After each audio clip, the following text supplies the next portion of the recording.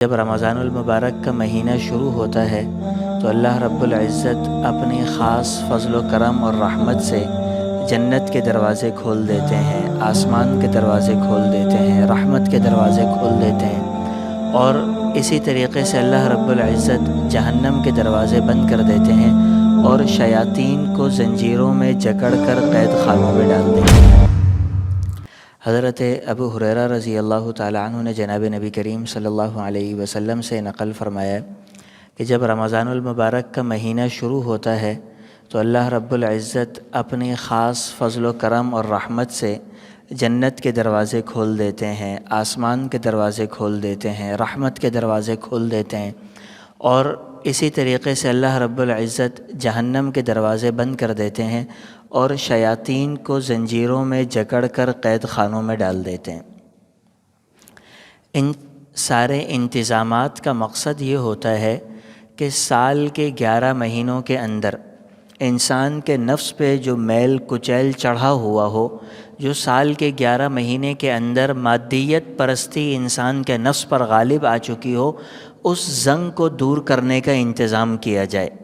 اگر کسی لوہے کے ٹکڑے کے اوپر زنگ لگ جائے اور وہ ٹکڑے کو آدمی آگ میں ڈال کر زنگ دور کرنا چاہے اور وہ ٹکڑا آگ میں ڈلنے کے بجائے شور شرابہ شروع کر دے کہ جی مجھے تو تکلیف دی جا رہی ہے، اذیت دی جا رہی ہے، آگ میں جلایا جا رہا ہے، جبکہ در حقیقت اس لوہے کا علاج ہی یہی ہے۔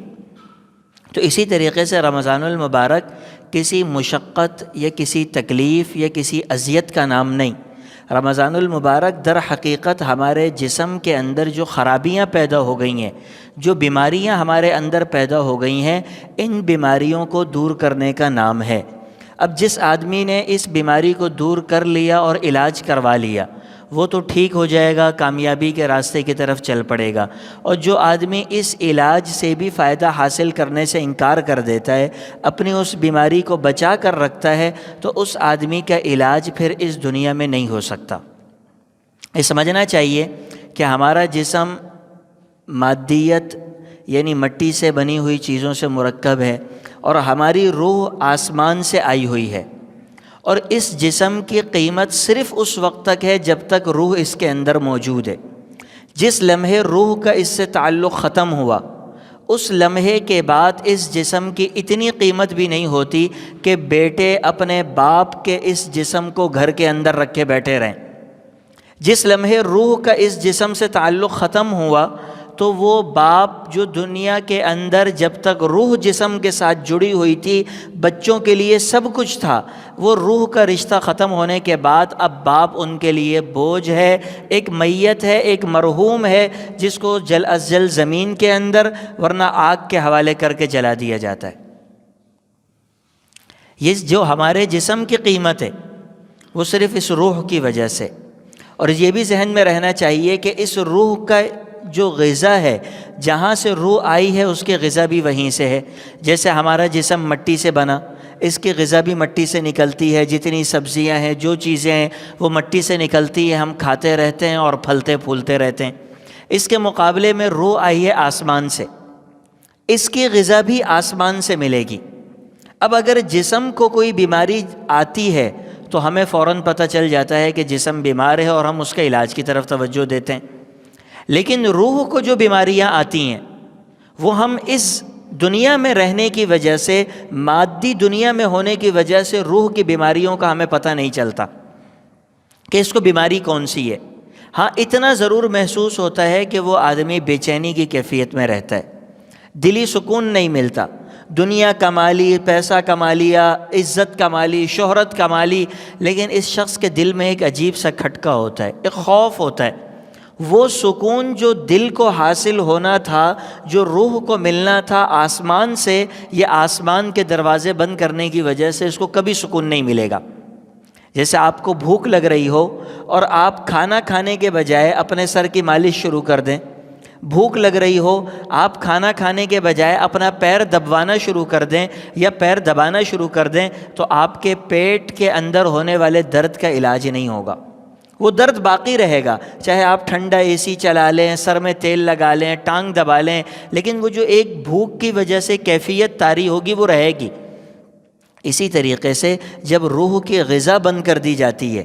اس روح کو ہم اس کی غذا نہیں فراہم کرتے، تو اس کے اوپر جو بے چینی کی کیفیت طاری ہوتی ہے وہ رہتی ہے، اور ہم یہ سمجھتے ہیں کہ جی تنہائی کے اندر خوف محسوس ہوتا ہے، اسی وجہ سے ہر وقت دوستوں یاروں کی محفل جمی رہتی ہے۔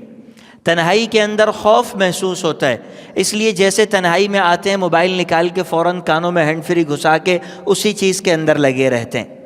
اور یہ یورپ کا فلسفہ یہی ہے کہ اسلام نے جن چیزوں کو بنیاد بنایا ہے، یورپ نے اس کے مد مقابل چیزوں کو بنیاد بنایا ہے۔ مثلا اسلام کی تعلیمات کی سب سے بنیاد جو ہے وہ ہے آخرت پر ایمان۔ ایک آدمی کو اگر اس بات پہ یقین ہو جائے کہ یہ دنیا عارضی ہے، میں نے مر کر ایک ایسی جگہ پر جانا ہے جہاں ہمیشہ ہمیشہ کے لیے رہنا ہے اور وہاں حساب و کتاب ہوگا،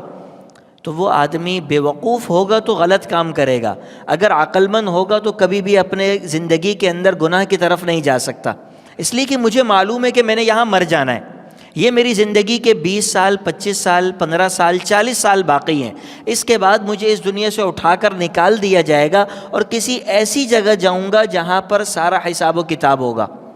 ایک ملازم کام کرنے والا آدمی یہ جانتا ہو کہ اس سے شام میں پوچھا جائے گا کہ تم نے کیا کیا کیا نہیں کیا، تو کبھی بھی وہ ہاتھ پہ ہاتھ رکھ کر نہیں بیٹھتا،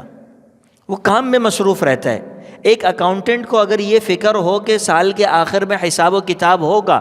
اور اکاؤنٹ چیک کیا جائے گا، بیلنس چیک کیا جائے گا، تو اس کے اندر گھپلا نہیں کرتا۔ اگر ہمیں بھی یہ خوف ہو کہ ہم آخرت میں جائیں گے اور اللہ رب العزت ہماری ایک ایک بات سے واقف ہے،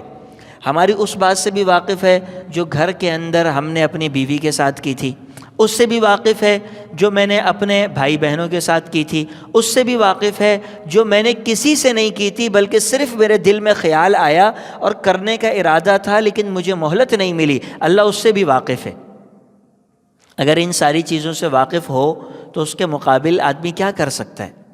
تو ایک طرف ہے آخرت، یورپ نے اس کے مقابل دنیا کو لا کر کھڑا کیا۔